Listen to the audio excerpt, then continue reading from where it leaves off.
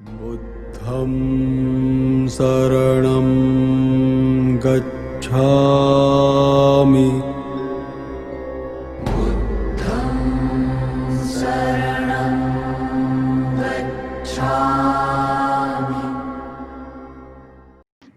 Thank you Ravikumar గారు. ఇప్పుడు ఇప్పుడు మనకి సభికుల్ని ఆహ్వానించడం, ఆ ఉపన్యాసకుల పరిచయం మనకి శ్రీ నిమ్మా నారాయణ గారు చేస్తారు. నిమ్మా నారాయణ గారు.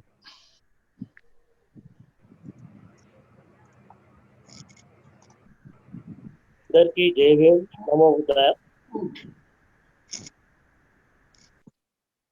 ఈ ఏదైతే టాపిక్ ఉందో పునర్నిర్మూలన, most important and also controversial topic. So ఈ టాపిక్ బ్రహ్మరకితే బంతే, చాలా నాలెడ్జబుల్ వ్యక్తి, వెల్ రెడ్, చాలా గ్రంథాలు చదివాడు. హిందూ సాహిత్యం, వివేకానందుని సాహిత్యం, ఇస్లాం గురించి అన్ని గ్రంథాలు చదివి అసలు ఈ రెండు రాష్ట్రాల్లో గొప్ప రచయితగా, బౌద్ధ భిక్షు, గొప్ప బౌద్ధ భిక్షువుగా ఉన్నాడు. అలాంటి బంతే వాళ్ళ డిస్కోర్స్ అందరినీ ఆహ్వానిస్తున్నాను. Welcome this great lecture, discourse by honourable Bhanteji. Bhanteji నాకు చాలా నచ్చినది. Very dear to me. Dear because I am victim of caste.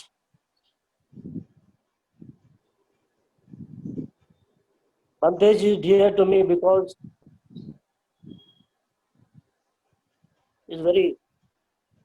ashram is very close to my village. చిన్నప్పుడు నేను ఆ ప్రాంతంలో తిరిగినవాడిని. వారు హిందూ సన్యాసిగా ఉన్నప్పుడు చూస్తూ వెళ్ళిపోయేవాడిని. కానీ ఎప్పుడైతే బౌద్ధ భిక్షుగా మారినాడో, I started meeting him whenever I went to my native place. Shetpelli na గ్రామం, very close to Timmapur, just 3-4 kilometers away from Timmapur. So ఆ విధంగా నాకు చాలా దగ్గర, and I have been meeting him very often and taking guidance. నేను ఈ topic గురించి ఇదివరకే బంతే గారిని అడిగినాను, కులం గురించి. అన్ఫార్చునేట్లీ వారు భిక్షకు పోయే ముందు నేను అక్కడికి చేరాను. వారు భిక్షకు వెళ్ళే హడావిడిలో ఉండి పూర్తిగా నాకు ఈ విషయం చెప్పలేడు. ఏస్కూరి సూత్రం పుస్తకం తీసి నాకు చూపించాడు. బుద్ధుడు ఏ విధంగా కులాన్ని వ్యతిరేకించాడు, కుల వ్యవస్థను వ్యతిరేకించాడు అని. కానీ ఇవాళ పూర్తిగా ఆ విషయంపై అవగాహన ఇవ్వడానికి బంతే గారు ఇచ్చారు. So very happy to hear discourse of Bhante Dharmarakshita on this topic. So I welcome him. Bhante Dharmarakshita గారు ఇదివరకు మోక్షానంద స్వామిగా మా ప్రాంతంలో పేరు ప్రఖ్యాతులు గడించారు. వారు హిందూ సన్యాసిగా ఉన్నప్పుడు అక్కడ భజనలు, హిందూ వివేకానందుడి గురించి, రామకృష్ణుడి గురించి, శివుడి గురించి అనేక డిస్కోర్సెస్ ఇచ్చేవారు. సో ఆ విధంగా మా ప్రాంతంలో వారు సుపరిచితులు, ఖ్యాతిని గడించారు. వారు బాల్యం నుండే ధ్యానం చేసేవారు. వారు మోర్తాడులో ఉన్న తన గురువు గైడెన్స్తో ధ్యానం చేసేవాడు. అద్వైతం నుంచి ప్రారంభమైన బంతే ధర్మరక్షిత గారి జీవితం ఆ ధ్యానంలో అనేక అనుభవాలు, అనేక దృశ్యాలు చూశారు. రామకృష్ణుని చూశాడు, వివేకానందుని చూశాడు, తన గురువును పదే పదే చూశాడు. అలా అనేక దృశ్యాలు, అనుభవాలు చూసి చివరకు హిమాలయాల గుడి కూడా అక్కడ తపస్సు చేశాడు. సో ఇలా అనేక అనుభవాలు నుండి ధ్యానం చేస్తూ చివరికి బుద్ధిస్ట్ మాంక్ గా ఇవాళ మన ముందున్నాడు. బుద్ధిస్ట్ మాంక్ గా ఆయన సాహిత్యపరంగా గొప్ప అనువాదకుడిగా అనేక గ్రంథాలని మన ముందు ఉంచుతున్నాడు. సో ఇలాంటి బంతే గారి డిస్కోర్స్ చాలా ఇల్యూమినేటింగ్ గా ఉంటుందని నేను అనుకుంటున్నాను. ఎందుకంటే ఇదే టాపిక్ మీద 1936లో బాబాసాహెబ్ అంబేద్కర్ ఉపన్యాసం ఇవ్వవలసి ఉండింది. కానీ ఆ ఉపన్యాసం ఇవ్వలేకపోయినాడు. దాంట్లో బాబాసాహెబ్ అంబేద్కర్ కుల వ్యవస్థ నిర్మూలనకు కొన్ని సూచనలు చేశారు. ముఖ్యంగా ఏదైతే ఎండోగామి ఉందో, వితిన్ సేమ్ కాస్ట్ మ్యారేజ్లు జరుగుతున్నాయో, ఇంటర్ క్యాస్ట్ మ్యారేజ్ చేస్తేనే కులం నశిస్తుంది. అదేవిధంగా inter marriage and inter dining ఇవి కామన్ ఫీచర్స్ కావాలి. అట్లాంటి సందర్భంలోనే కులం నశిస్తుంది. అదేగాక ఏ స్క్రిప్చర్స్ శాస్త్రాలు ఉన్నాయో, శాస్త్రాల ఆధారపడి ఈ కుల వ్యవస్థ మనుగడ సాగిస్తుందో అలాంటి శాస్త్రాలని కూడా తొలగించాలి, వాటి మీద నమ్మకం తొలగించాలని బాబాసాహెబ్ అంబేద్కర్ చెప్పారు. సో బాబాసాహెబ్ అంబేద్కర్ చెప్పిన విషయాలను కూడా బంతే గారు పరిగణలోకి తీసుకొని ఇవాళ కులం ఎలా నిర్మూలించాలో చెప్తారని ఆశిస్తూ అందరినీ మరొకసారి వెల్కమ్ చేస్తూ బంతే గారిని కూడా వెల్కమ్ చేస్తున్నాను. వందామి బంతే, వందామి బంతే.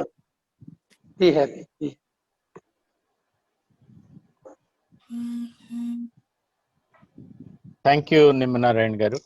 ఆంజనేయ రెడ్డి గారు ఇప్పుడు మనకి ఒక 2 మాటలు చెప్తారు. వందామి బంతే. నమో. నారాయణ గారు మీకు దమ్మరెక్కిత గారి గురించి చాలా విషయాలు చెప్పారు. 1-2 విషయాలు నేను కూడా చెప్తాను. ఆయన 1952లో నిజామాబాద్ జిల్లాలో మోర్తాడ్ మండలంలో తిమ్మాపూర్ అనే గ్రామంలో జన్మించారు. చిన్నప్పుడు హై స్కూల్లో ఉన్నప్పుడే ఆయన ఆధ్యాత్మిక జీవితాన్ని ప్రారంభించి 1970లోనే ధ్యాన దీక్షను స్వీకరించారు. అంటే అప్పటికి ఆయన వయసు 18 సంవత్సరాలే. అంటే దాదాపు ఇప్పుడు 40-50 సంవత్సరాల నుంచి ఆయన 40 సంవత్సరాల పై నుంచి ఆయన ధర్మ జీవితంలో ఉంటున్నారు. ఆ రోజుల్లో హిమాలయాల్లో అంతా పరివ్రాజకులుగా అంతా తిరిగారు ఆ ప్రాంతం అంతా. తర్వాత 2015లో ఆయన నారాయణ గారు చెప్పినట్లు మోక్షానంద ఆశ్రమాన్ని స్థాపించి తిమ్మాపూర్ గ్రామంలో ఉంటున్నారు. తర్వాత 2015లో వారు బౌద్ధంలోకి వచ్చారు. కానీ అంతకుముందు 30 సంవత్సరాల నాడే ధర్మపదాన్ని అనువదించి పబ్లిష్ చేశారు. ఇన్ఫాక్ట్ మేము ఆనంద బుద్ధ విహారంలో ధర్మపదాన్ని పబ్లిష్ చేయక ముందే వారు ధర్మపదాన్ని అనువదించి పబ్లిష్ చేశారు. అంటే అప్పటి నుంచే బౌద్ధంలో ఆయనకు ఉంది. నేను ఒకసారి ఆయన తన పూర్వాశ్రమ జీవితాన్ని గురించి ఒక పుస్తకం కూడా రాశారు, నా సాధన కథ అని. అది కూడా ఉంది. ఇంట్రెస్ట్ ఉన్న వాళ్ళు, ఆయన ఆధ్యాత్మిక జీవితాన్ని గురించి తెలుసుకోదలుచుకున్న వాళ్ళు ఆ పుస్తకాన్ని చూడవచ్చు. 2015లో బెంగళూరులో ఉన్న మహాబోధి సొసైటీలో ఆయన ప్రభజ్యను ఉపసంపదను రెండింటిని స్వీకరించి బౌద్ధ భిక్షువుగా మారి దమ్మరక్కిత బంతే పేరుతో ఇప్పుడు పిలువబడుతున్నారు. ఈయన సంస్కృతంలోను, తెలుగులోను, ఇంగ్లీష్లోను చక్కటి పండితులు. చాలా గ్రంథాలను ఇప్పుడు అనువాదం చేశారు. ఇప్పుడు మన తెలుగు త్రిపీఠిక ప్రాజెక్టులో మధ్యమ నికాయ, దీఘ నికాయ, 2 నికాయాలు, 5 నికాయాల్లో 2 నికాయాలు ఆయన సింగిల్ హ్యాండెడ్ చేశారు. వీటన్నిటికంటే విశుద్ధ మార్గం అనే గ్రంథం బహు కష్టమైన, కఠినమైన గ్రంథం అది. దాన్ని సింగిల్ హ్యాండెడ్ ఆయన దాదాపు 800 పేజీలు ఉంటుంది. 700 పేజెస్, 800 పేజెస్ వస్తుంది. ఇప్పుడు కొత్తగా 2nd ఎడిషన్ రాబోతుంది తెలుగు త్రిపీఠిక ప్రాజెక్ట్లో. దాన్ని ఆయన ఒక్కడే దాన్ని స్వయంగా ట్రాన్స్లేట్ చేయడం అంటే చాలా కఠినమైన పని. అది ఆయన చేయగలిగారు. ఆ తర్వాత ఎన్నో గ్రంథాలు, చూళవగ్గ, మహావగ్గ, పారాజిక, పాచిత్య, అంటే ఇవన్నీ వినయ పిటకంలోవి. అశోకోదావధానం అని చెప్పి అశోకుడి హిస్టరీ సంస్కృతంలోది. పాహ్యాన్ భారతదేశ యాత్ర అనే పుస్తకం, ఉదాన, ఇతి ఉత్తక, దీఘనికాయ, విశుద్ధి మార్గం, ఇవన్నీ కూడా ట్రాన్స్లేట్ చేశారు. ఈనాడు బౌద్ధ సాహిత్యాన్ని విస్తృతంగా అనువదిస్తున్న వారిలో ప్రథములు. వారు అక్కడే మన మోక్షానంద ఆశ్రమాన్ని ఇప్పుడు మోక్షానంద బుద్ధ విహారగా మార్చి అక్కడి నుంచే ఈ కార్యక్రమం అంతా చేస్తూ ఉన్నారు. నేను అడిగాను ఒకసారి, మీరు ఇంత ధార్మిక జీవితంలో ఉన్నారు కదా, మొట్టమొదటి ఆధ్యాత్మిక జీవితం ఉన్నారు కదా, బౌద్ధంలోకి రావాలని మీకు ఎందుకు అనిపించింది అంటే, ఆయన పూర్వ సంస్కారం వల్ల బౌద్ధం వైపు ఆకర్షింపబడ్డాను అని చెప్పారు నాకు. ఎటు వచ్చినా కూడా ఇప్పుడు మన బౌద్ధానికి ఆయన ఒక పెద్ద అడ్వాంటేజ్. ఇప్పుడు మనకి తెలుగులో ఇన్ని గ్రంథాలు వచ్చినాయి. మన ఒరిజినల్ పాలీ భాష నుంచి, పాలీ భాషను కూడా బంతే ఇప్పుడు చాలా క్షుణ్ణంగా నేర్చుకున్నారు. సంస్కృతం వచ్చిన వాళ్ళకి పాలీ చాలా సులభంగా వస్తుంది. అయినా పాలీని నేర్చుకున్నారు, పాలీ గ్రామర్ నేర్చుకున్నారు. ఇప్పుడు మన మధ్యమ నికాయ, దీఘ నికాయ, 2 నికాయాలు అయిపోయి ఇప్పుడు 3వ నికాయ సంయుక్త నికాయాన్ని అనువదించడానికి ప్రయత్నం చేస్తూ ఉన్నారు. వీరికి మనమందరం కృతజ్ఞతలు. మనంతా should all be grateful to him, because ఆయన లేకపోతే ఇంత త్వరగా ఇంత పెద్ద పని అవుతుందని నేను అనుకోలేదు. ఇంత జరిగిందంటే దానికి ఆయనే కారణం అని చెప్పి ఈ సందర్భంగా మీకు అందరికీ నేను తెలియజేస్తున్నాను. థ్యాంక్ యూ బంతి.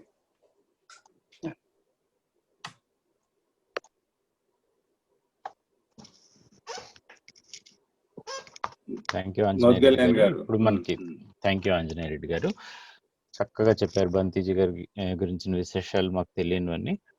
ఇప్పుడు బంతిజీ గారిని ప్రవచనం చెప్పమని కోరు.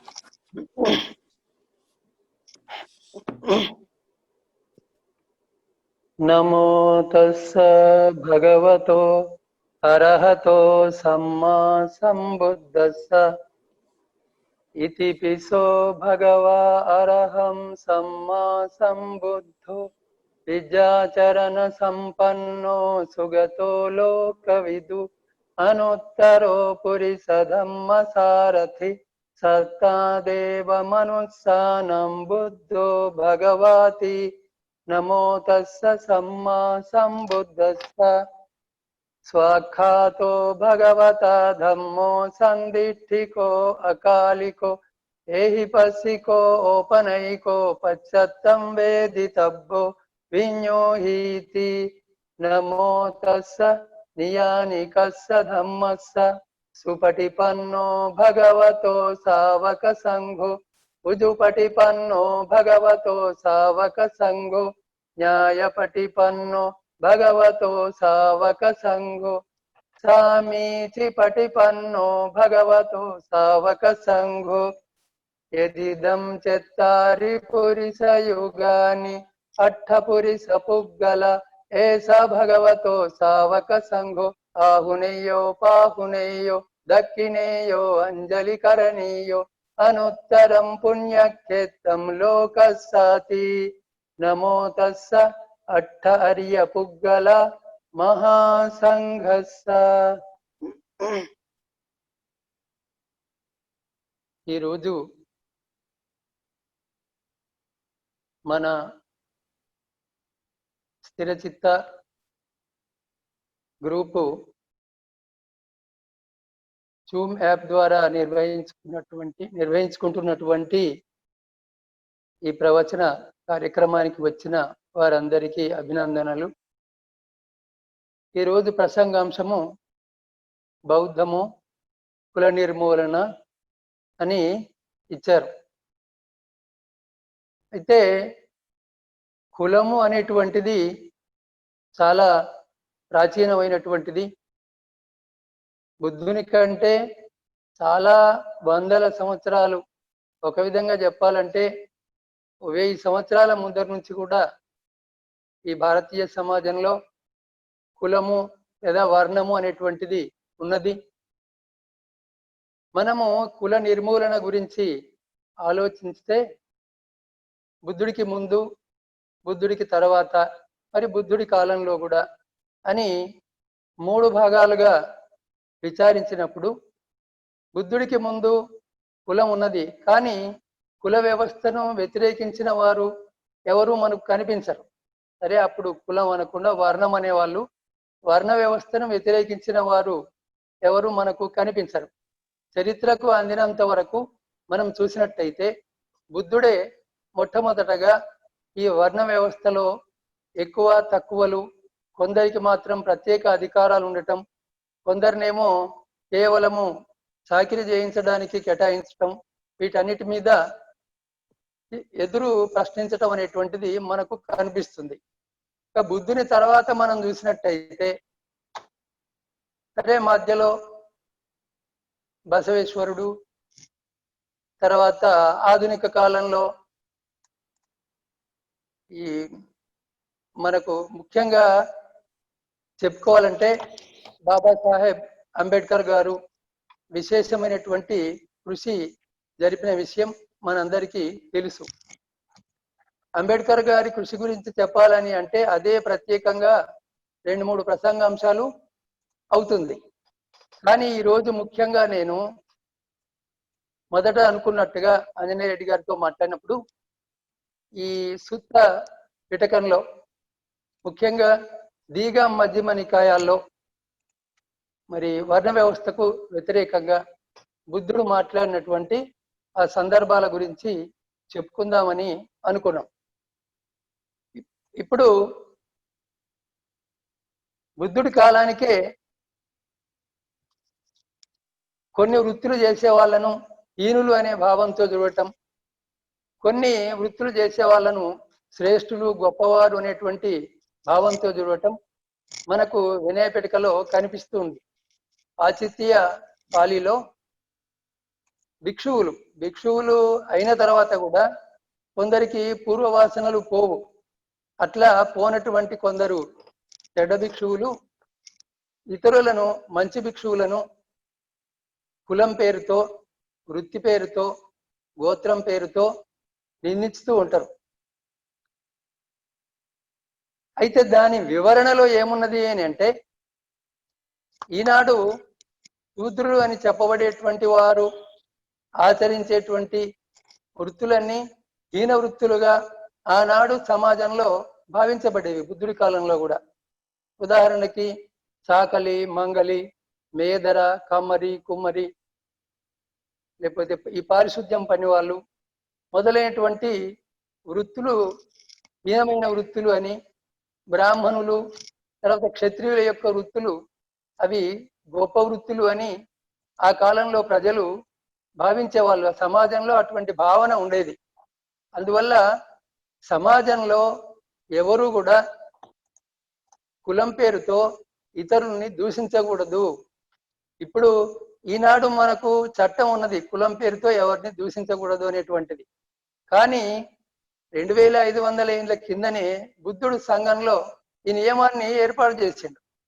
ఎవరు కూడా కులం పేరుతో గాని, గోత్రం పేరుతో గాని, వృత్తి పేరుతో గాని, ఇంకా ఇతర ఏ విధాల కూడా ఇంకొకరిని నిందించకూడదు, అవమానించకూడదు అనేటువంటిది వినయపిటక. పాశ్చాత్యలో ఇది 2వ నియమం. మొదటి నియమేమో అబద్ధం చెప్పకూడదు అనేటువంటిది. 2వ నియమంలో ఎవరిని ఈ విధంగా అవమానించకూడదు, దూషించకూడదు అనేటువంటిది. అంటే దాన్ని బట్టి మనకేం తెలుస్తున్నది, బుద్ధుడి కాలంలో కూడా ఇప్పుడు సమాజంలో ఉన్నట్టే ఈ ఎక్కువ తక్కువ, హీనము శ్రేష్టము అనేటువంటి భావాలు ఉండేవి అని. మరి అటువంటి భావాలకు వ్యతిరేకంగా బుద్ధుడు ఏ విధంగా పనిచేసిండు, ఏ విధంగా ఆయన అప్పటి బ్రాహ్మణులను ఎదుర్కొన్నాడు అనేటువంటి విషయాలే ఈరోజు నా ప్రసంగాంశము. ఇందులో ముఖ్యంగా దీఘ మధ్యమ నికాయాల్లో నుంచి మనము అశ్వలాయన సూత్రము, దీన్ని అశ్వలాయన సూత్రం అని కూడా అనవచ్చు, అదేవిధంగా ఏసుకారి బ్రాహ్మణ సూత్రము, ఆ తర్వాత అంబట్ట సూత్రము, సోనదండ సూత్రము, ఈ నాలుగింటి నుంచి కొంచెం కొంచెము చెప్పుకుందాం. ఎందుకంటే ఆ కాలంలో బ్రాహ్మణులు ఈ నిర్వాణానికి, ఇప్పుడు బుద్ధుడు నిర్వాణం అన్నాడు, ఇతరులు మోక్షము అన్నారు, లేదా చిత్త పరిశుద్ధి అని కూడా అన్నారు. ఇప్పుడు బ్రాహ్మణులు బుద్ధుడితో వాదించినప్పుడు ముఖ్యంగా ఈ అసలైన సూత్రంలో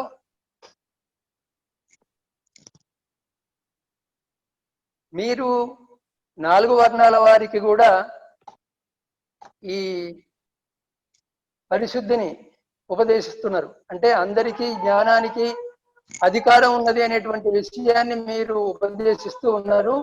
ఇది సరైనటువంటిది కాదు, అటువంటి అధికారము కేవలము బ్రాహ్మణులకు మాత్రమే ఉన్నది అనేటువంటిది వారి యొక్క అభిప్రాయం. అందువల్ల బుద్ధుడి దగ్గరికి వెళ్ళి ఆయనతో వాళ్ళు వాదం పెట్టుకుంటారు, ఈ విషయంలో పెట్టుకోవడానికి ప్రయత్నం చేస్తారు.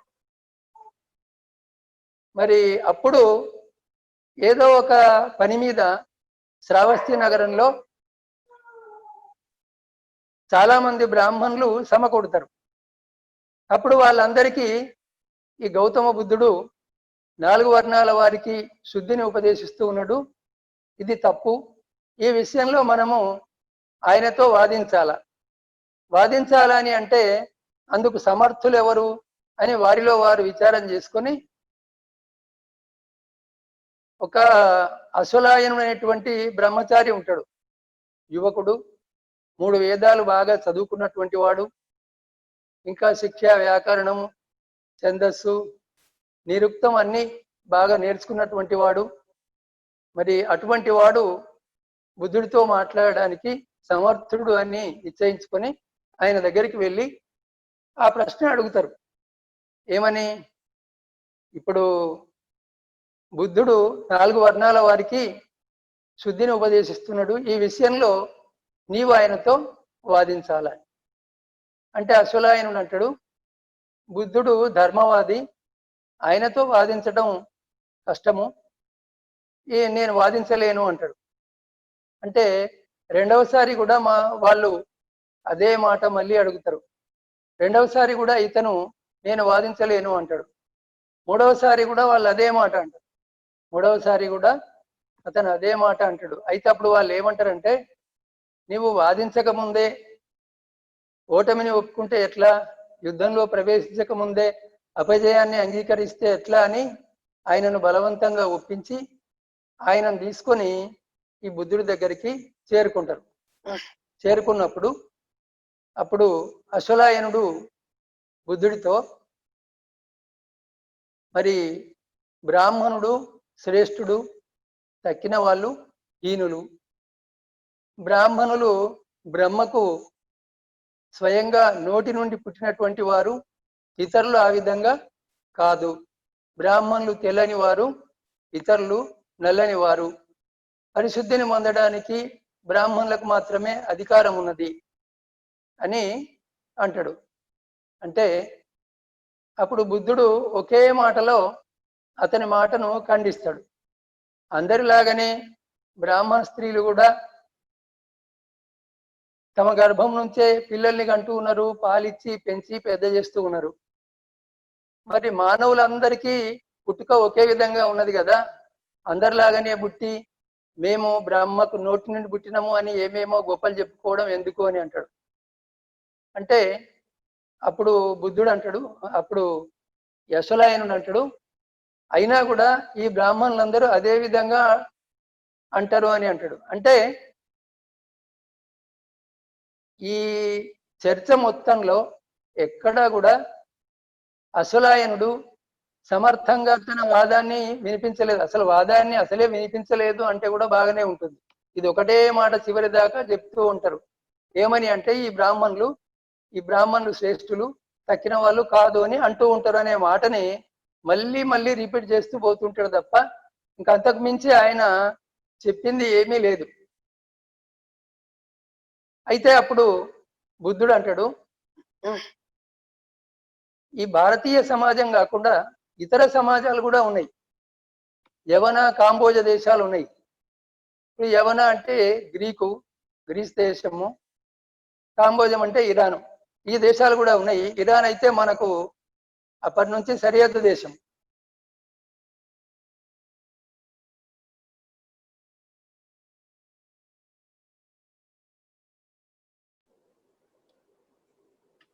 సౌండ్ బంతిజీ మీ వాయిస్ మ్యూట్ అయింది ఒకసారి.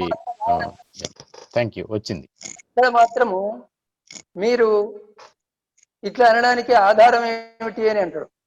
ఇప్పుడు మనము విదేశాల్లో కూడా చూస్తూ ఉంటాము. ఎవరైనా ప్రాచీన సమాజాల్లో ఒక అప్పు ఉండి అప్పు తీర్చలేనప్పుడు అతడు దాసుడుగా అవటము,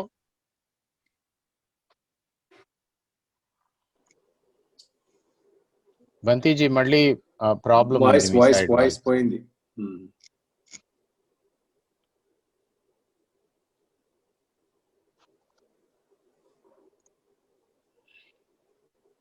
హలో వినిపిస్తా ఉంది బంతి.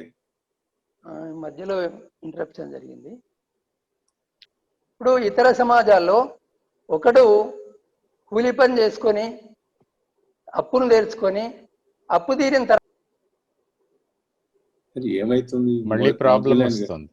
అదే అంటే బంతిజీ ఫోన్ దగ్గర ఏదో ప్రాబ్లం వస్తుంది, మధ్య మధ్యలో పోతుంది వాయిస్ బంతి. ఉండటము యజమానుడిగా ఉండటము అనేటువంటిది జరగటం లేదు.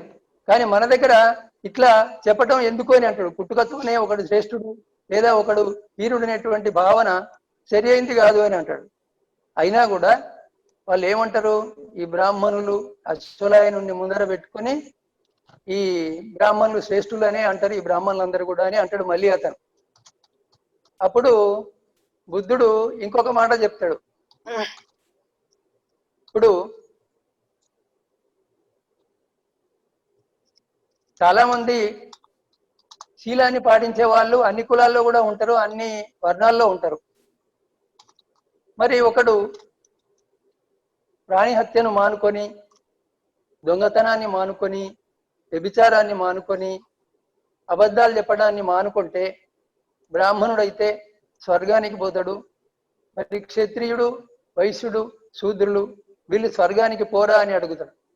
అడిగితే అప్పుడు ఆ బ్రాహ్మణుడు అశ్వలాయనుడు అదేం లేదు బంతే, శీలాన్ని పాటించే ఎవరైనా కూడా సుగతికే పోతారు అని అంటాడు. మరి అదే విధంగా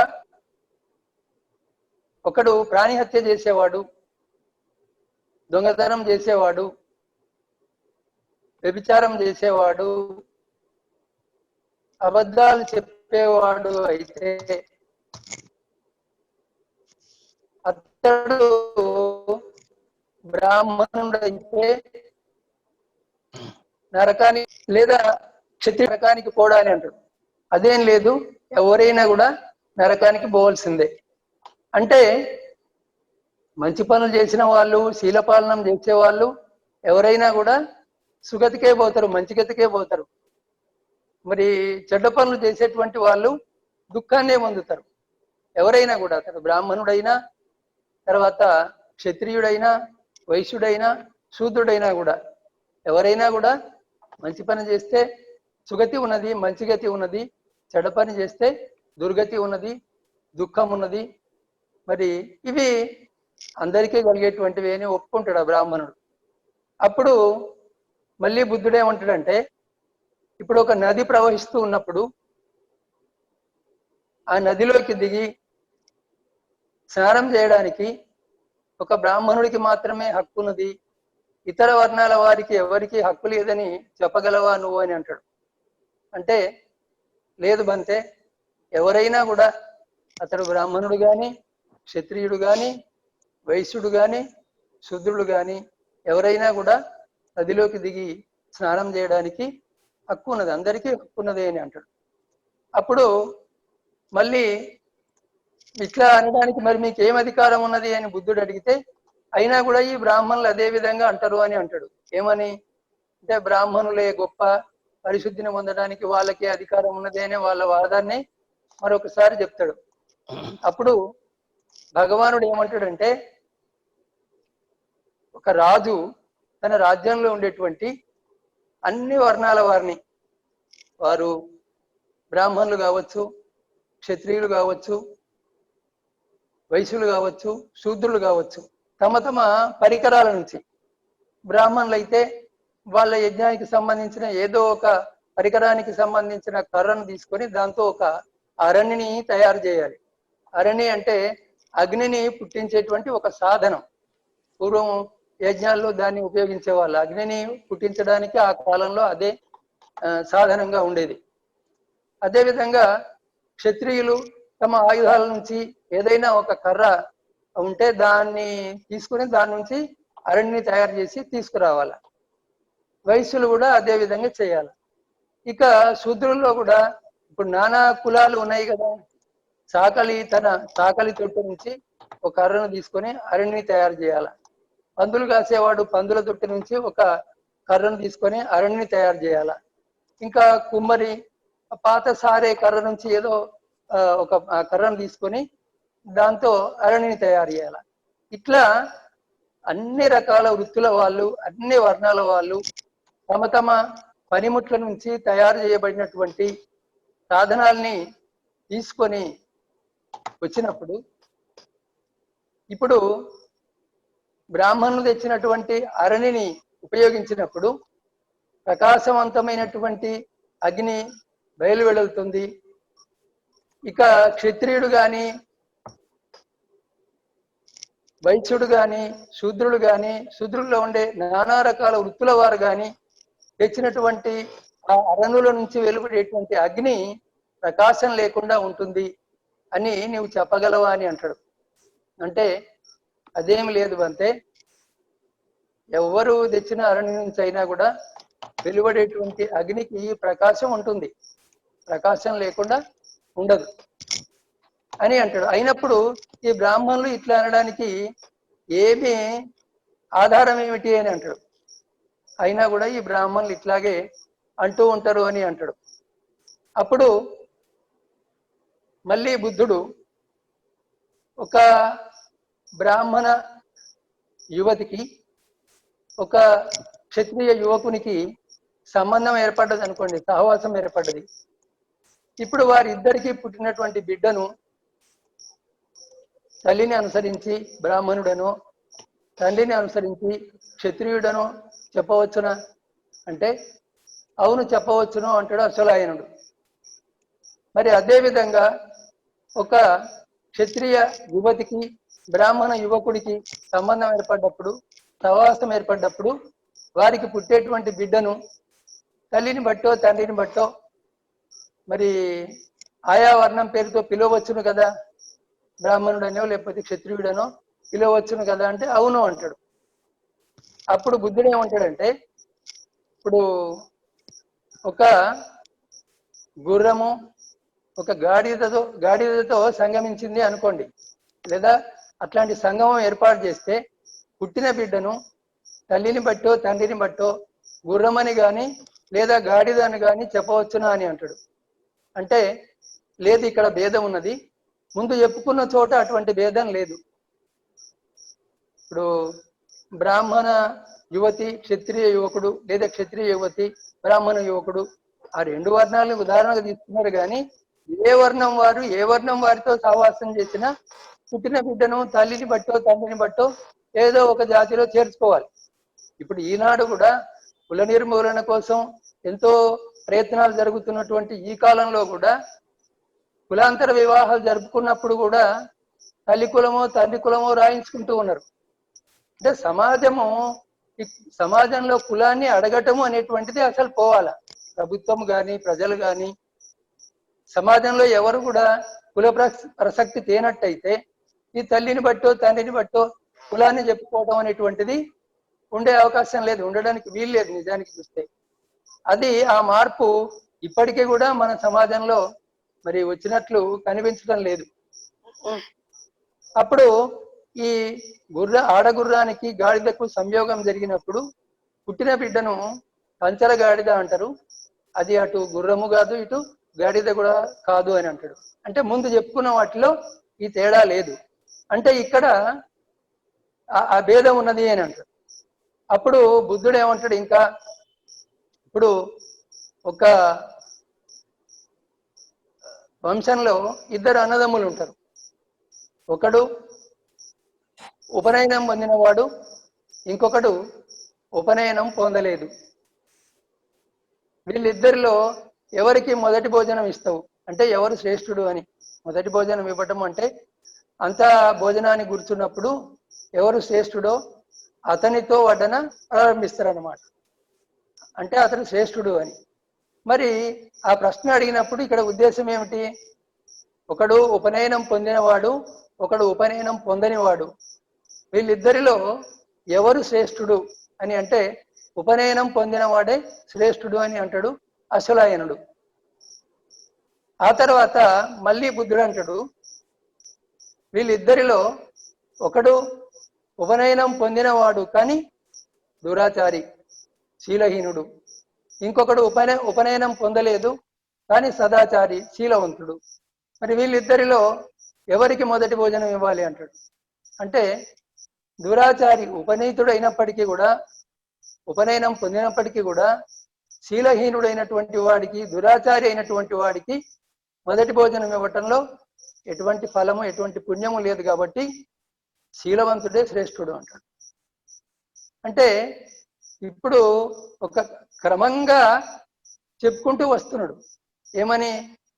మొట్టమొదట అసలాయనుడు ఏమన్నాడు? బ్రాహ్మణుడు బ్రహ్మ యొక్క నోటి నుంచి పుట్టినవాడు కాబట్టి స్వయంగా అతడు శ్రేష్ఠుడు, అతడికి మాత్రమే పరిశుద్ధిని పొందడానికి అధికారం ఉన్నది. అంటే పుట్టుకతోనే బ్రాహ్మణుడు శ్రేష్ఠుడు, తక్కిన వాళ్ళు కాదు అనే వాదాన్ని లేవదీసిండు. కానీ బుద్ధుడు దాన్ని తిరస్కరించాడు. తర్వాత అన్ని విషయాలు తర్వాత ఏమైంది? పోనీ ఇప్పుడు ఒక జాతి పరంగా ఇప్పుడు మానవ జాతి అంతా ఒకటి, మరి దీంట్లో ఏమైనా తేడా ఉన్నదా అంటే ఎవరితో సంగమించినా సంతానం కలుగుతూ ఉన్నది. అంటే మానవ జాతి ఒకటే అనేది దీన్ని బట్టి తెలుస్తున్నది మనకు. అయినప్పుడు ఈ భేదాలన్నీ మధ్యలో కల్పించబడినటువంటివే కదా. దీనికి ఆధారం ఏమిటి అంటే ఆ బ్రాహ్మణుడు ఏమీ సమాధానం చెప్పలేకపోతాడు. అంటే మొదట అతని జన్మకు ప్రాధాన్యత ఇచ్చిండు, తర్వాత ఉపనీతుడు అంటే చదివినవాడు, ఉపనయనం పొందినవాడు, అంటే విద్యకు ఉపనయనానికి ప్రాధాన్యత ఇచ్చిండు, తర్వాత శీలానికి ప్రాధాన్యత ఇచ్చిండు. ఎవరికి? ఒకడు ఉపనీతుడు కానీ దుశ్శీలుడు, ఇంకొకడు ఉపనయనం పొందలేదు అనుపనీతుడు కానీ సదాచారి. వీళ్ళిద్దరిలో ఎవరు శ్రేష్ఠుడు అన్నప్పుడు మరి సదాచారియే శ్రేష్ఠుడు, ఉపనయనం లేకున్నా సరే. అంటే అప్పుడు బుద్ధుడు ఏమన్నాడు? క్రమంగా నీవు నేను చెప్పినటువంటి చాతుర్వర్ణ శుద్ధికి దిగిపోయినావు అని అంటాడు. అంతే కదా. ఇప్పుడు జన్మ ముఖ్యం కాదు, తర్వాత విద్య ముఖ్యం కాదు, ఉపనయనం ముఖ్యం కాదు. ఏది ముఖ్యము? శీలం ఒక్కటే ముఖ్యం అనేటువంటిది. అట్లా చెప్పేసరికి ఇక అశ్వలాయనుడు భుజాలు వాల్చుకొని తల నేలకేసి దీనంగా చూస్తూ ఉంటాడు. అప్పుడు బుద్ధుడు అంటాడు, ఇంకొక ఉదాహరణ చెప్తా మీకు. పూర్వకాలము అరణ్యంలో 7 ఋషులు కుటీరం వేసుకొని తపస్సు ధ్యానం చేసుకుంటూ ఉంటారు. అయితే ఒకసారి వారి మనసులో మేము బ్రాహ్మణులము, మేము శ్రేష్ఠులము, మాకు మాత్రమే శుద్ధిని పొందడానికి అధికారం ఉన్నది, తక్కిన వాళ్ళు హీనులు అనేటువంటి భావన కలుగుతుంది. కలిగినప్పుడు ఆ విషయము అసిత దేవులుడు అనేటువంటి ఒక ఋషి వింటాడు. విని ఆయన ఈ బ్రాహ్మణులకు కొంచెం జ్ఞానం కలిగించాలా అనే ఉద్దేశంతో ఒక శూద్రునిలాగా వేషధారణ చేసుకొని, అంటే ఓ ఎర్రటి వస్త్రాన్ని కట్టుకొని చేతిలో ఒక బెత్తాన్ని తీసుకొని ఆ 7 ఋషులు ఉన్నటువంటి కుటీరాల ముందుకు వెళ్ళి, ఈ ఋషులు ఎక్కడ పోయినరు, లేరు, ఎక్కడ పోయినరు అంటూ కర్ర పట్టుకొని తిరుగుతూ ఉంటాడు. అట్లా తిరుగుతూ ఉన్నప్పుడు ఆ బ్రాహ్మణులకు, లోపల ఉన్న బ్రాహ్మణులకు చాలా కోపం వస్తుంది. ఒక శూద్రుడు ఏమిటి కర్ర పట్టుకొని మమ్మల్ని ధిక్కరిస్తూ ఈ ఋషులు, ఈ బ్రాహ్మణ ఋషులు ఎక్కడ పోయినరు అనటం ఏమిటి అని క్రోధంతో వాళ్ళు బయటికి వచ్చి ఓ శూద్ర భస్మాంగా అని మాటి మాటికి శపిస్తూ ఉంటారు. వాళ్ళు ఎంతగా శపిస్తూ ఉంటే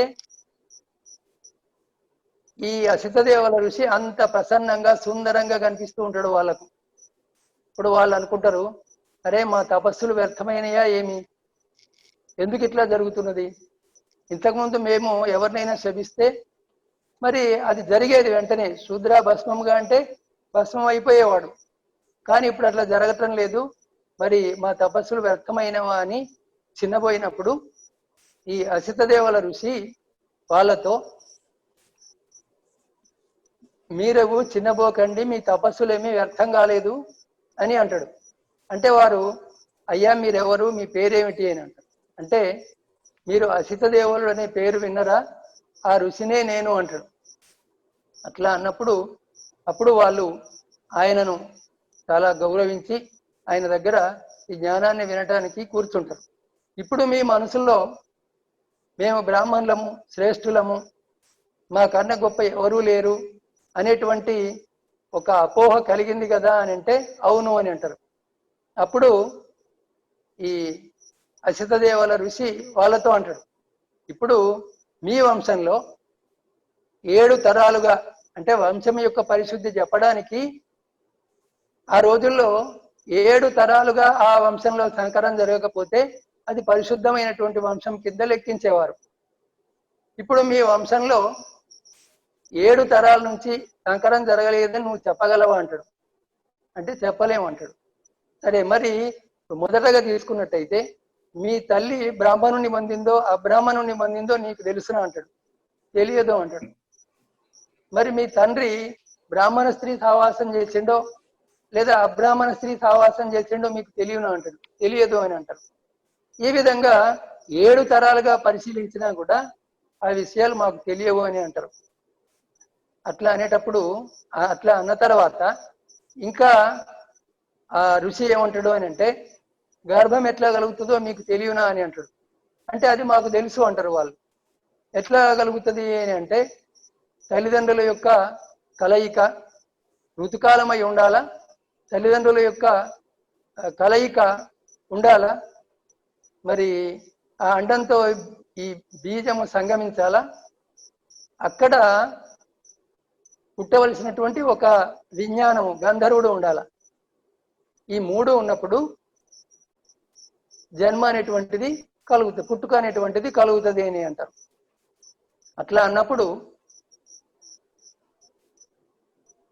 అసలు ఈ అసితదేవుల ఋషి ఏమంటాడు అంటే, అక్కడ ఉండవలసినటువంటి ఆ గంధర్వుడు లేదా విజ్ఞానము, ఆ ప్రాణి, ఆ జీవుడు అని అనవచ్చునేమో, అతనిది ఏ కులమో మీకు తెలుసునా అని అంటాడు. అంటే తెలియదు అని అంటారు. అయినప్పుడు మీరు ఎవరు అనుకున్నారు అని అంటే, ఆ బ్రాహ్మణ ఋషులు ఏమీ సమాధానం చెప్పలేకపోతారు. ఇప్పుడు తల్లిని బట్టి తండ్రిని బట్టి చూసినా ఎక్కడ సంకరం జరిగిందో వాళ్ళు చెప్పలేరు. మరి అక్కడ పుట్టేటువంటి ఆ విజ్ఞానము, దానికి ఏ కులం ఉన్నది అది చెప్పలేరు. ఏ కులం లేదు కాబట్టి దానికి ఏమీ చెప్పలేరు. అంతటి ఋషులే సమాధానం చెప్పలేకపోయినప్పుడు మరి మీ లెక్క ఎంత, నువ్వేమంటావు అంటాడు.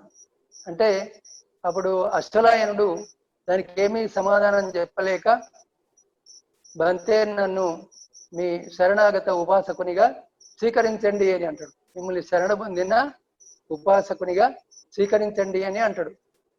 ఈ విధంగా వివిధ సూత్రాల్లో బుద్ధుడు బ్రాహ్మణుల యొక్క ఈ అభిమానాన్ని, అహంకారాన్ని ఖండించడం మనకు కనిపిస్తూ ఉంటది. ఇంకొక సూత్రంలో, ఇప్పుడు ఏసుకారి సూత్రంలో కూడా ఆ బ్రాహ్మణుడు, ఏసుకారి బ్రాహ్మణుడు బుద్ధుడితో అంటాడు ఏమని అంటే, ఈ బ్రాహ్మణులు స్వాధ్యాయం చేయాలా, తపస్సు చేసుకోవాలా, క్షత్రియులు రాజ్యపాలన చేయాలా, వైశ్యులు వ్యాపారం చేయాలా, శూద్రులు సేవక వృత్తిలో ఉండాలా, ఇవి అన్నీ కూడా ఆయా వర్ణాల వారికి ధనాలు. మరి వాటిని సంపాదించుకొని తమ జీవితాన్ని గడుపుకోవాలని అంటాడు. అంటే ఆయా వృత్తుల్ని ఆచరిస్తూ తమ జీవితాన్ని గడుపుకోవాలని అంటాడు. బుద్ధుడు ఒకటే మాట అంటాడు, ఎవరిని అడిగి మీరు ఇవన్నీ ఏర్పాటు చేసారు? ఏర్పాటు చేసిన వాళ్ళు ఎవరు అంటే బ్రాహ్మణులే. ఎవరిని అడిగి ఇవి ఏర్పాటు చేసిండ్రు? మీరు శ్రమణుల్ని అడిగినరా? లేకపోతే ఇంకెవరినైనా విచారం చేసిండ్రా? ఏమీ విచారం చేయలేదు. మీ అంతటా మీరే ఒక వ్యవస్థను ఏర్పాటు చేసి దాన్ని అందరి మీద రుద్దడం జరిగింది. ఇది సరి అయింది కాదు అని అంటారు. మరి అదే విధంగా ఇంకొక సూత్రంలో ఇప్పుడు ఇక్కడ జరిగినట్టే అక్కడ కూడా ఇవే ఉపమానాలు కొంతవరకు రిపీట్ అవుతూ ఉంటాయి ఆ సూత్రంలో కూడా. ఇప్పుడు ఇంకొక సూత్రాన్ని తీసుకున్నట్టయితే, ఒకసారి సోనదండు అనేటువంటి బ్రాహ్మణుడు బుద్ధుడి దగ్గరికి వెళ్తాడు. వెళ్ళినప్పుడు బుద్ధుడు అతన్ని ఒక ప్రశ్న అడుగుతాడు. ఏమని? మీరందరూ మేము బ్రాహ్మణులము, మేము శ్రేష్ఠులము అని అనుకుంటూ ఉంటారు కదా, మరి ఒకడు నేను బ్రాహ్మణు నేను చెప్పుకోవాలంటే అతని దగ్గర ఏ ఏ లక్షణాలు ఉండాలని అంటాడు. అంటే అప్పుడు అతడు ఉభయ వంశ పరిశుద్ధి ఉండాల, ఇది మొదటి లక్షణం. తర్వాత రెండవ లక్షణం ఏమిటి అని అంటే వేద మంత్రాలు తెలిసి ఉండాల. మూడవ లక్షణము మంత్రపారంగతుడై ఉండాల, అందగాడై ఉండాల. నాలుగవ లక్షణము శీలవంతుడై ఉండాలి. ఐదవ లక్షణము ప్రజ్ఞావంతుడై ఉండాలి. ఈ 5 లక్షణాలు ఉన్నట్టయితే ఒకరిని బ్రాహ్మణుడు అనవచ్చును అని అంటాడు.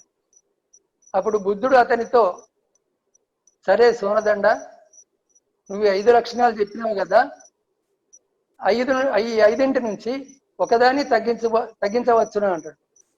అంటే అప్పుడు ఆ బ్రాహ్మణుడు సోనదండు రూపం లేకున్నా సరే, సౌందర్యం లేకున్నా సరే ఒకరిని బ్రాహ్మణుడు అనవచ్చు అని అంటాడు. అప్పుడు మళ్ళీ బుద్ధుడు మిగిలిన 4 లక్షణాల నుంచి ఒకదాన్ని తగ్గించవచ్చును అంటాడు. అంటే వేద మంత్రాలు లేకున్నా సరే, అంటే వేద మంత్రాలు తెలియకున్నా సరే ఒకరిని బ్రాహ్మణుడు అనవచ్చును అని అంటాడు. అప్పుడు మళ్ళీ బుద్ధుడు తక్కిన 3 నుంచి ఒకదాన్ని తీసేయవచ్చును అంటాడు. అన్నప్పుడు ఈ ఉభయ వంశ పరిశుద్ధి లేకున్నా సరే ఒకరిని బ్రాహ్మణుడు అనవచ్చును అని అంటాడు. అట్లా అనేసరికి ఆ సోనదండు వెంట వచ్చినటువంటి ఇతర బ్రాహ్మణులకు చాలా కోపం వస్తుంది. అప్పుడు వాళ్ళు ఏమంటారు, సోనదండ, నీవు శ్రమణ గౌతముని సిద్ధాంతంలోకి దిగజారిపోతూ ఉన్నావు. రూపం లేకున్నా సరే అంటే ఒప్పుకున్నాము, వేదం తెలియకున్నా సరే అంటే ఒప్పుకున్నాము, కానీ నీవిప్పుడు వంశ పరిశుద్ధి కూడా లేదు అని అంటున్నావు. బ్రాహ్మణుల దృష్టి ఏమిటి? ఎప్పుడు జన్మతోనే ఒకడు శ్రేష్ఠుడు ఒకడు హీనుడు అని చెప్పడం. ఇప్పుడు వంశ పరిశుద్ధిని ఒప్పుకోకపోతే అప్పుడు ఏం జరుగుతున్నది? పుట్టుకతోటే ఒకడు హీనుడు కావచ్చు శ్రేష్ఠుడు కావచ్చు అని ఒప్పుకోవడం అవుతుంది అని వాళ్ళు తిరగబడేసరికి అప్పుడు బుద్ధుడు అంటాడు, ఈ సోనదండు నాతో మాట్లాడడానికి అసమర్థుడు అని ఒకవేళ మీరు అనుకుంటే ఆయన మౌనంగా ఉంటాడు, మీరు మాట్లాడండి. లేదా ఒకవేళ ఈయన సమర్థుడు అని మీరు అనుకుంటే ఆయనను మాట్లాడనివ్వండి, వీరి మధ్యలో దూరకండి అని అంటాడు. అప్పుడు సోనదండు ఆ బ్రాహ్మణును శాంతపరిచి ఈ విధంగా అంటాడు వారితో, ఇప్పుడు ఇదే సభలో నా మేనలుడు ఉన్నాడు, నా చెల్లెలి కొడుకు అంగక మానవకుడు అంటే బ్రాహ్మణ యువకుడు, విద్యాభ్యాసం చేసేటువంటి బ్రాహ్మణ యువకుడు, బ్రహ్మచారి. అతడు ఉన్నాడు. అతడు ఉభయ వంశ పరిశుద్ధి గలవాడు, నా చెల్లెలి కొడుకే కాబట్టి నాకు 2 వంశాల గురించి బాగా తెలుసు. తర్వాత శ్రమణ గౌతముని వదిలేస్తే ఈ సభలో అతడే అందరికంటే కూడా రూపవంతుడు, సుందరమైనటువంటి వాడు. నా దగ్గరనే 3 వేదాలు, శిక్ష, వ్యాకరణం, ఇతిహాసం అన్నీ నేర్చుకున్నాడు. అటువంటి ఈ మానవకుడు, ఈ బ్రహ్మచారి హంతకుడైతే, దొంగ అయితే, వ్యభిచారి అయితే, అబద్ధాలు చెప్పేవాడు అయితే అతని వంశ పరిశుద్ధి అతని నరకం నుంచి కాపాడలేదు, అతని వేదాధ్యయనము అతని నరకం నుంచి కాపాడలేదు, అతని సౌందర్యము అతన్ని నరకం నుంచి కాపాడలేదు అనేసరికి ఆ బ్రాహ్మణులు ఎవ్వరు కూడా చప్పుడు చేయకుండా మౌనంగా ఉండిపోతారు. అప్పుడు బుద్ధుడు అంటాడు, శీలము ప్రజ్ఞ ఈ 2 ఉన్నాయి కదా మిగిలినవి, మరి వాటిలో నుండి ఒకదాన్ని తగ్గించవచ్చును అంటాడు. అంటే వాటిని తగ్గించలేము, ఎందుకంటే శీలవంతుడే ధ్యానం వల్ల ప్రజ్ఞను పొందుతాడు. ప్రజ్ఞావంతుడే శీలాన్ని రక్షించుకుంటాడు. ఇవి రెండు పరస్పర పోషకాలు, ఒకదాన్ని ఒకటి కాపాడుకుంటూ ఉంటాయి, పోషించుకుంటూ ఉంటాయి. కాబట్టి ఈ రెండింటి నుంచి ఒకదాన్ని తగ్గించటం వీలు కాదు అని అంటాడు. అప్పుడు బుద్ధుడు సరే గాని మరి వీటిలో ఏది గొప్ప అని అంటాడు. శీలమా ప్రజ్ఞన అంటే ఏది సాధించుకోదగింది, ఏది గొప్ప అని అంటే అతను ఇంతకుముందే చెప్పిన రెండు ఒకదానికొకటి పరిపోషకాలు. మరి శీలం అంటే ఏమిటి, ప్రజ్ఞ అంటే ఏమిటి అని అడిగినప్పుడు నాకు ఇంత మట్టుకు తెలుస్తుంది, ఇంతకు మించి తెలియదు అని అంటాడు. అట్లా అన్నప్పుడు భగవానుడు బుద్ధుడే అతడికి శీలము గురించి, ధ్యానము గురించి, ప్రజ్ఞ గురించి విస్తారంగా బోధిస్తాడు. అవి సాధారణంగా మనం అంతటా అన్ని సూత్రాల్లో చెప్పుకుంటూ ఉన్నటువంటివి. అదే అంటే ఇప్పుడు ఇక్కడ బుద్ధుడు ఆ బ్రాహ్మణుడి చేతనే, ఆ బ్రాహ్మణులందరి ముందర శీలవంతుడు ప్రజ్ఞావంతుడే శ్రేష్ఠుడు గాని, జన్మ చేత గాని, రూపం చేత గాని, వేద మంత్రాలు తెలిసి ఉండటం వల్ల గాని ఎవడు గొప్పవాడు కాదు, శ్రేష్ఠుడు కాదు అని ఒప్పించండు. అదేవిధంగా అంబట సూత్రంలో ఈ అంబట్టుడు ఓకరసాతి బ్రాహ్మణుడి శిష్యుడు. అతడు బుద్ధుని యొక్క కీర్తిని విని, సాధారణంగా చెప్పుకుంటూ ఉంటాం కదా, ఇతిపిసో భగవా అరహం సమ్మ సంబుద్ధు అనే 9 గుణాలు బుద్ధుడి యొక్క గుణాలు ఉంటాయి కదా. ఆ గుణాలన్నిటినీ విని తన దగ్గర వేదం నేర్చుకున్నటువంటి ఆ బ్రహ్మచారి అంబట్టుని పిలిచి, నాయన నువ్వు వెళ్ళి బుద్ధుడు అతని కీర్తికి తగినటువంటి విధంగా ఉన్నాడో లేడో చూసి వచ్చి నాకు చెప్పు అని అంటాడు. అతని కీర్తి ఇన్ని విధాలుగా లోకంలో జనం చెప్పుకుంటూ ఉన్నారు కదా, ఆయన దానికి తగినవాడేనా కాదా అంటే అప్పుడు అంబట్టుడు నేను ఆ విషయాన్ని ఎట్లా తెలుసుకోగలుగుతా అని అంటాడు. అంటే వీళ్లకు మహాపురుష లక్షణాల మీద బాగా నమ్మకం. బ్రాహ్మణులకి 32 మహాపురుష లక్షణాలు ఉన్నటువంటి వాడు ఇంటిలో ఉన్నట్టయితే చక్రవర్తి అవుతాడు, సన్యసించినట్టయితే లేదా ప్రవర్తించినట్టయితే అతడు బుద్ధుడు అవుతాడు. అట్లాంటి వాడికి 2 గతులు తప్ప ఇంకా వేరే గతి లేదు.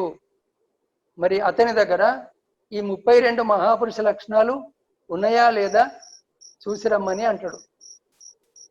అట్లా వెళ్ళినటువంటి వాడు ఆ బుద్ధుడి దగ్గరికి వెళ్ళి అక్కడ ఉండేటువంటి బ్రహ్మచారుల్ని అడుగుతాడు. మరి బుద్ధుడు ఎక్కడ అని అంటే ఆయన ఉండేటువంటి గదిని చూపించి వెళ్ళి మెల్లగా గుళ్ళెం తట్టు, అతను తలుపు తీస్తాడు అని చెప్తాడు. ఇతను వెళ్ళి గుళ్ళెం తట్టిన తర్వాత సరే ఇతను దాన్ని పరిచయం చేసుకుంటాడు బుద్ధుడికి. అప్పుడు వాళ్ళు ఇద్దరు మాట్లాడుకుంటూ ఉంటారు.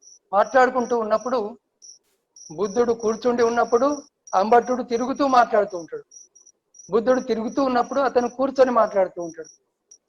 అప్పుడు బుద్ధుడు అంటాడు, అంబట్ట నీవు గురుకుల వాసం చేసినా నీ విర్రవీగుతున్నావు, పెద్దవారితో మాట్లాడే విధానం ఇదేనా అని అంటాడు.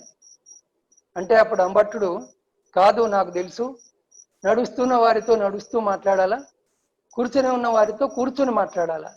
కానీ ఇప్పుడు ఈ శాక్యులు ఒక విధంగా వాళ్ళందరికీ కూడా శూద్రులందరూ బ్రహ్మకు పాదాల నుంచి పుట్టిన వాళ్ళు అనేటువంటిది ఉన్నది కదా పూర్వం నుంచి, వేదాల కాలం నుంచి. అదే విశ్వాసంతో ఉన్నటువంటి వాడు ఈ అంబట్టుడు కూడా. ఈ శాక్య జాతి కూడా శూద్ర జాతి, క్షుద్ర జాతి అని అంటాడు దాన్ని. మరి అటువంటి వారితో ఈ విధంగా ప్రవర్తించడం సరి అయింది అని అంటాడు. చూడండి అతను బుద్ధుడి దగ్గరికి వెళ్ళి ఏ విధంగా మాట్లాడుతూ ఉన్నాడు. అప్పుడు శాక్యుల్ని నువ్వు ఇట్లా నిందిస్తున్నావు కదా, శాక్యుల్ని ఏమన్నారు అని అంటే, నేను ఒకసారి కపిలవస్తుకు వెళ్ళిన, వాళ్ళు సభాగృహంలో అందరూ కుర్చీల మీద కూర్చొని మరి మేళం ఆడుకుంటూ ఉన్నారు, హాస్యం ఆడుకుంటూ ఉన్నారు, ఒక్కడు కూడా నన్ను చూసి లేవలేదు, కూర్చోమని చెప్పలేదు అంటాడు. అంటే వీళ్లకు పూర్వం నుంచి కూడా ఏమిటి, మేము గొప్పవారం, మేము వచ్చేసరికి తక్కిన వాళ్ళంతా లేచి నిలబడాలా, మాకు ఆసనం చూపించాలా అనేటువంటి అహంకారము వాళ్ళందరిలో ఉన్నది. ఇది ఏదో ఒక సందర్భంలో బుద్ధుడితో మాట్లాడుతున్నప్పుడు బయటపడుతూ ఉన్నది. సరే అప్పుడు బుద్ధుడు ఈ అంబట్టుని నీదే గోత్రము అని అంటాడు. సరే, ఇప్పుడు ఆ కథ అంతా మనకు పెద్దగా అవసరం లేదు, కానీ అతడు శాక్యులకు దాసీపుత్రుడు అనేటువంటిది అతని వంశ చరిత్రను అంతా చెప్పి నిరూపిస్తాడు. నిరూపించినప్పుడు ఇక ఇతనితో పాటు వచ్చిన ఇతర బ్రహ్మచారుల ముందు అతనికి చాలా చిన్నతనం అయిపోద్ది. అప్పుడు నువ్వు శాక్యులకు దాసీపుత్రుడవా కాదా చెప్పు అని అంటాడు బుద్ధుడు. అంటే పలకడు. ఒకసారి 2 సార్లు 3 సార్లు అడిగినా కూడా పలకడు. అప్పుడు బుద్ధుడు ఏమంటాడంటే, ఈ మూర్ఖుడు అనవసరంగా ఈ వివాదాన్ని ముందుకు తెచ్చాడు. ఆయన వచ్చిన పని ఏమిటి, వచ్చి ఇక్కడ చేసింది ఏమిటి అని అనుకొని, చూడు అంబట్ట, 3 సార్లు కూడా ఈ తథాగతుని యొక్క ప్రశ్నకు తెలిసి నువ్వు సమాధానం చెప్పకపోయినట్టయితే నీ తల 10 ముక్కలు అవుతుంది, అదిగో అటు చూడు అని అంటాడు. అప్పుడు ఆకాశంలోకి చూస్తే ఒక యక్షుడు పెద్ద గద పట్టుకొని కనిపిస్తాడు అంబట్టుడికి. ఇంకా అతనికి చాలా భయం వేసి చెమటలు గారటం మొదలవుతుంది. అప్పుడు భయంతో బుద్ధునికి శరణాగతుడవుతాడు. శరణాగతుడయ్యి ఆ తర్వాత అతని మహాపురుష లక్షణాలని మొత్తము పరిశీలించి తెలుసుకొని తమ గురువు దగ్గరికి వెళ్ళి, బుద్ధుడు కీర్తికి తగినటువంటి వాడే అని గురువుతో చెప్తాడు. విషయం ఏమిటి అంటే, ప్రతి చోట కూడా మేము శ్రేష్ఠులము అనేటువంటి బ్రాహ్మణుల యొక్క అహంకారాన్ని ఎన్నో విధాలుగా ఎన్నో ఉపమానాలతో, ఇప్పుడు అశ్వలాయన సూత్రంలో చెప్పుకున్న ఉపమానాలే అంబట సూత్రంలో కూడా మళ్ళీ చెప్తాడు బుద్ధుడు. ఆ విధంగా అనేక విధాలుగా మరి బుద్ధుడు జాతికి అంటే జన్మకు శ్రేష్టత్వం ఇవ్వలేదు, శీలానికి మాత్రమే, జ్ఞానానికి మాత్రమే శ్రేష్టత్వం ఇవ్వటం అనేటువంటిది మనకు కనిపిస్తుంది. ఈ విధంగా ఇప్పటికీ 2500 సంవత్సరాల క్రితమే భగవాన్ బుద్ధుడు ఆనాటి సమాజంలో ఉండేటువంటి వర్ణ వివక్షను, కులాల మధ్యలో ఉండేటువంటి వర్ణ వివక్షను ఎదుర్కొన్నాడు. అయితే అప్పుడే మనం చెప్పుకున్నాం, సంఘంలో వాటిని నిషేధించండి. సంఘంలో ఎవరు కూడా కులం పేరుతో దూషించుకోకూడదు, దూషించుకున్నట్టయితే అది ఒక నేరంగా పరిగణింపబడుతుంది అని.